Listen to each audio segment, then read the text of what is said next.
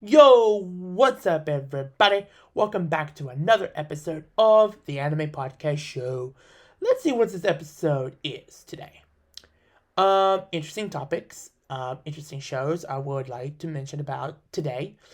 Um, let's see what the first segment is for anime shows I got into during the COVID pandemic. And the show is really interesting, pretty weird, pretty cool, and also it's a cooking show, and I would like to call it is I don't know, maybe I call it Food Wars. Food Wars is a Japanese cooking comedy and slice of life story. The manga came out from Weekly Shonen Jump in November of 2012 to June of 2019, with 36 volumes published by Shueisha. An anime adaptation aired April of 2015 to September of 2020. During the effects of the pandemic, when the second episode of season 5 aired in Japan, they announced saying that they will be delaying the season because of COVID. So production shut down during that time. So they paused the entire production for the show until they continued it during quarantine, and lasting over 5 seasons with 86 episodes in total. What is the story about Soma and the characters we know from Food Wars? Well, let me tell you the story of it. The story starts with Soma Yukihiro's main goal is he wants to beat his father in a cooking contest and take over the family's diner. However, his father announced that he will shut down the restaurant and sending his son to Totsuki Academy. But it's not an ordinary cooking school that he thought, but it wasn't. But the show is really interesting. Seeing all the characters we never seen before. Also, we never seen a cooking show from an anime perspective, but you know what? I really enjoyed that show. Seeing a lot of recipes throughout the show, it made me thinking like, should we cook this in real life? Maybe? I don't know. Well, who the hell knows? Crunchyroll has begun streaming the anime on April 3rd of 2015. That's the date when they came out in Japan. Sentai Filmworks licensed the anime for digital and home video release in the US. Food Wars premieres on Toonami on July of 2019 as a new show in the lineup. So currently right now, season 3 English dub is airing on Toonami right now. So if you guys haven't tuned in for Food Wars, go watch it now. What's the reason I got into Food Wars?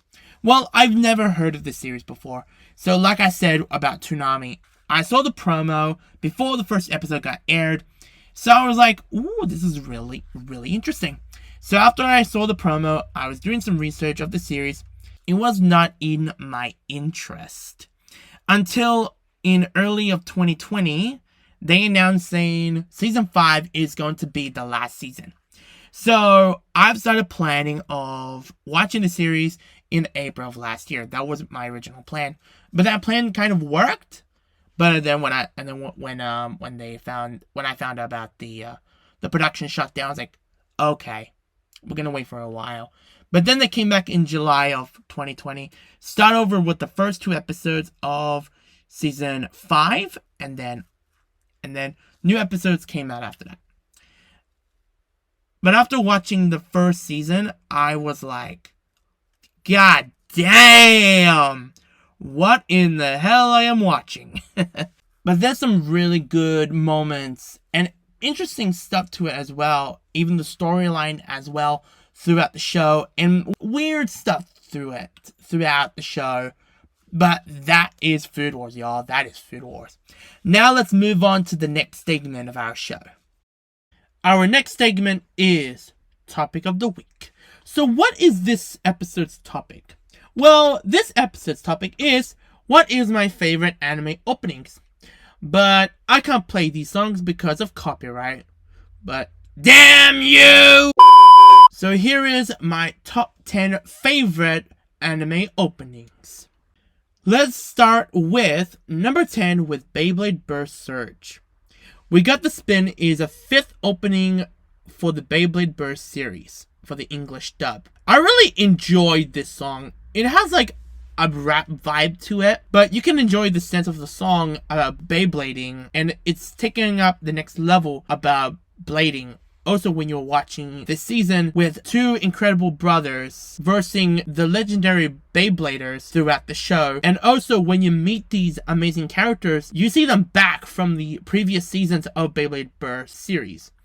And also seeing the comparison with the OG version of Beyblade, it has like a rock vibe to it. But with the OG version of Beyblade, that was the English version we heard when they released it back in the early days of 2000s. And see, the generation of anime openings changed throughout it in the Western side. But I have to give this in the top 10 list. So that is number 10 for Beyblade Burst Surge.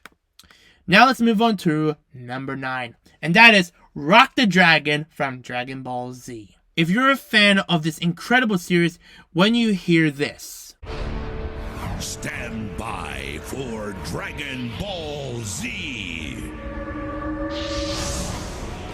Coming next. That's right, this is the original opening of the English dub of Dragon Ball Z. This song is so nostalgic. This song was used for the original run of the Ocean Dubs DBZ until Funimation took over and never used it during its run, because it had their own opening for Dragon Ball Z at that time. It feels so nostalgic when you listen to this song, and when you listen to it back in the day, and like example, you were doing your homework or something, and then you hear, stand by for Dragon Ball Z. And you're like, yes, it's time for one of my favorite shows airing on TV. But if you guys remember, it was airing on Toonami back in the day, in the late 90s and the early 2000s. And you can feel the music pumping and saying, what is going to be happening for this episode with the Earth's Mightiest Heroes? It's still one of the most popular anime series of all time. That's what I'm going to say. Now let's move on to number 8. Number 8, I have to give this to Smile Bum from Yu Yu Hakusho.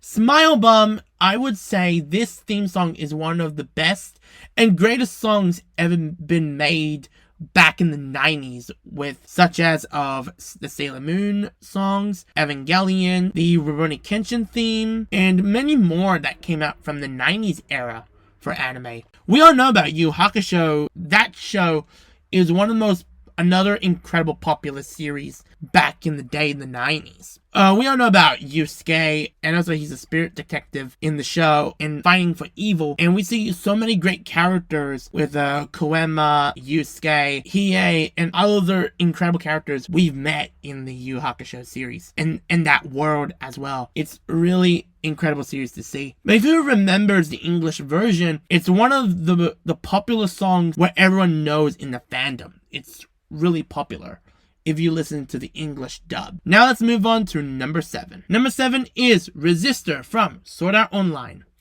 Resistor is a second opening for the 3rd season of Sword Art Online's Alicization. This song was used in episode 14 and 24. I would say it's one of the best songs in the season, but we know that the season was split in half, so I would say 2 songs each opening for the first 24 episodes for Alicization, and the second 2 songs for War of Underworld. But I prefer listening to this one because I can sense of what the song means about. And I think it's about sacrifice, friendship, and death. So what I say about sacrifice is what Yu-Gi-Oh! He sacrificed for in saving Alice, like we saw in the beginning of the first episode of Alicization. And friendship is where Alice is about to be friends with Kirito and Yu-Gi-Oh! And for death, I think that I can sense like we're gonna see a lot of deaths throughout the second half.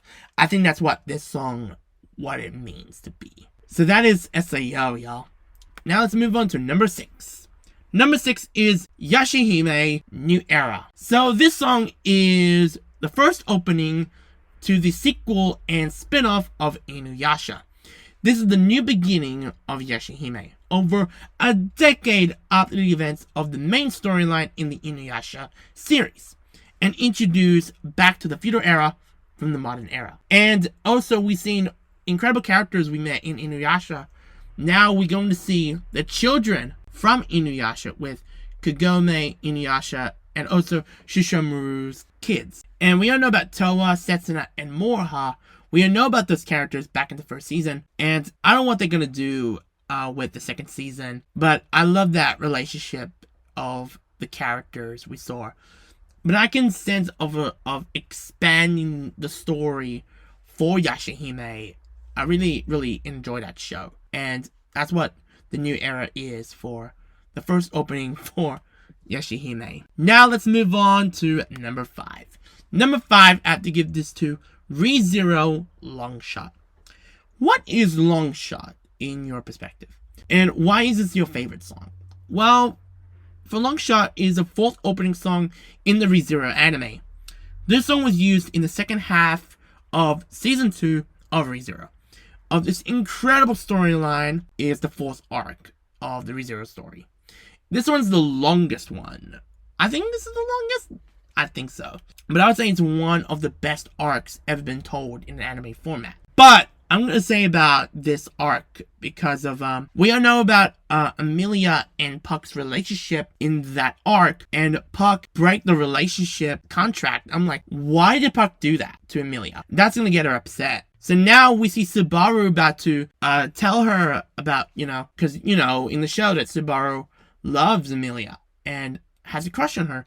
So now he's going to be there by her side throughout the entire ReZero story. From that arc to the follow-up arcs that is coming up in the near future for the anime. And also we see Beatrice, that we never seen Beatrice before in a sad side of her we never seen. But and also Roswell has been like an asshole we saw in the season. It's crazy that what did he did to Subaru and his feelings, and also the characters we saw like Ram and also Rem. Well, like we saw in the first episode of the second season, Rem is asleep and she lost her memories. So now we don't know what happened to her, but if you read the novel, you know what happened to Rem. And also, I can't say that she is back or not, but I don't know. But that was I gotta say about ReZero. Now let's move on to number 4. Number 4 is Top from Tower of God. This song is the first and only song, and also this is the only song that has 3 different languages. One is Korean, the other is in Japanese, and the last one is English. And I didn't know that they have 3 different versions of the track. And this song was used for the first season of Tower of God. And I really enjoyed Tower of God. But I'm going to talk about Tower of God in the near future. And I just want to say that is the most incredible show. But they did a good job of spotting on that series. But hopefully they'll announce for a second season. Hopefully. Cross my fingers. Now let's move on to number 3. Number 3 is Fruits Basket Again.